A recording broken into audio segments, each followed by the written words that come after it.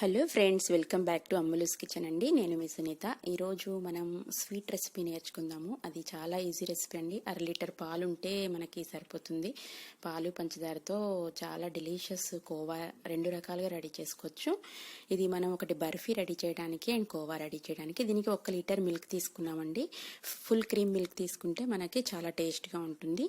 Cream మిల్క్ని మనము ప్యాన్లో వేసి చాలా తిప్పుతూ ఉండాలండి. తిప్పిన తర్వాత మనం 1/2 లీటర్ వచ్చేంత వరకు దీన్ని తిప్పుతూ ఉండాలి. ఇది మరిగి బాయిల్డ్ అయ్యి 1/2 లీటర్కి వచ్చేస్తుంది. ఇది దీని తర్వాత దీన్ని మనం అలాగా ఒక 20 మినిట్స్ వరకు లో ఫ్లేమ్లో పెట్టి మనం కంటిన్యూగా తిప్పుతూనే ఉండాలంటే రబడీ మనం తయారు చేసుకోవడానికి అనమాట. సో ఇందులో 300 గ్రామ్స్ షుగర్ వేసుకొని మనము 20 మినిట్స్ తర్వాత దీన్ని కంటిన్యూగా ఇలా తిప్పుతూ ఉండాలండి. ఇలా తిప్పిన తర్వాత ఇది కన్సిస్టెన్సీ చాలా దగ్గరగా కోవా లాగా రెడీ అయిపోతుంది అనమాట. చాలా ఈజీ స్వీట్ అండి.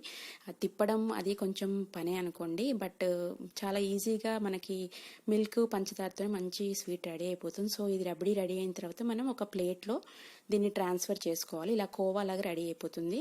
చూడటానికి ఇలాగా ఉంటుంది, బట్ మనం 10 మినిట్స్ 15 మినిట్స్ ఉంచేస్తే ఇది మనకి బాగా ముద్దలాగా తయారైపోతుందండి. సో మనం దీనికి బర్ఫీకి ఒక బాక్స్ తీసుకొని, లేకపోతే మనం కేక్ ప్యాన్ అన్నా తీసుకోవచ్చు.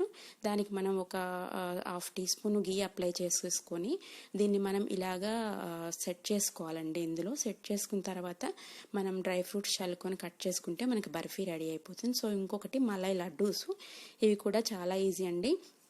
సేమ్ రిమైనింగ్ ఆఫ్ మనం ఉంచుకున్నాం కదా, ఆ కోవా మిక్స్ని మనం బాల్ లడ్డూలాగా మనం బాల్ రౌండ్గా చుట్టుకొని మనం డ్రై ఫ్రూట్స్ ఏవైనా మీరు పెట్టి మనకి అవైలబుల్గా ఏవి ఉంటే అవి డ్రై ఫ్రూట్స్తో మనం డెకరేట్ చేసుకోవచ్చు.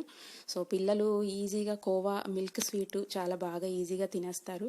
సో అందరికీ డెలీషియస్ స్వీట్ అండి, ఇష్టమైన స్వీటు. సో ఈజీగా మనం 2 ఇంగ్రీడియంట్స్తో రెడీ చేసుకోవచ్చు. కొంచెం మనం తిప్పడమే మనకి పని అవుతుంది అంతే. సో మీరు కూడా నచ్చితే ఫ్రెండ్స్ షేర్ చేయండి, లైక్ చేయండి. థ్యాంక్స్ ఫర్ వాచింగ్ అండి. మనం నెక్స్ట్ రెసిపీలో కలుసుకుందాం.